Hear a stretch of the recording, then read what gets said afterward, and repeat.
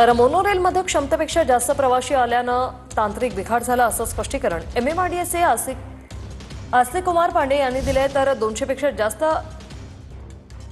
300 पेक्षा जास्त प्रवाशांना रेस्क्यू करण्यात आल्याची माहिती सध्या बीएमसीच्या अधिकाऱ्यांनी दिली।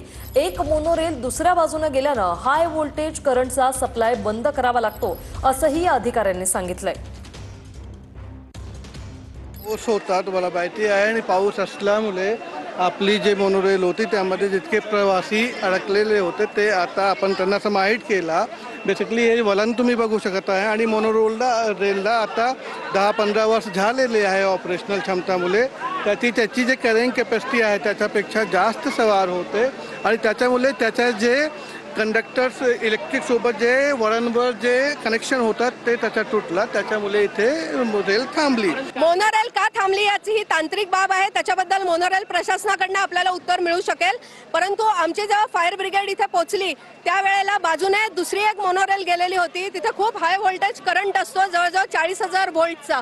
एवढा मोठा करंट असल्यामुळे त्यांना इलेक्ट्रिक सप्लाय ती दुसरी मोनोरेल त्या स्टेशनला पोहोचेपर्यंत बंद करता येत नाही। तो बंद त्यांनी केला, त्याची सूचना प्राप्त झाली, त्याच्यानंतर दरवाजे उघडून आमच्या फायर ब्रिगेडनी काम चालू केलेलं आहे। आतापर्यंत 200 पेक्षा जास्त प्रवाशांना सुरक्षितरित्या खाली उतरवलेलं आहे। एकदा रेस्क्यू ऑपरेशन पूर्ण होईल त्याच्यानंतर जो काही एक्झॅक्ट आकडा आहे तो आपल्याला मिळेल। तर क्षमतेपेक्षा जास्त प्रवासी आल्यानं तांत्रिक बिघाड झाला आणि त्यामुळे मोनोरेल बंद झाली असं स्पष्टीकरण देण्यात आलेलं आहे।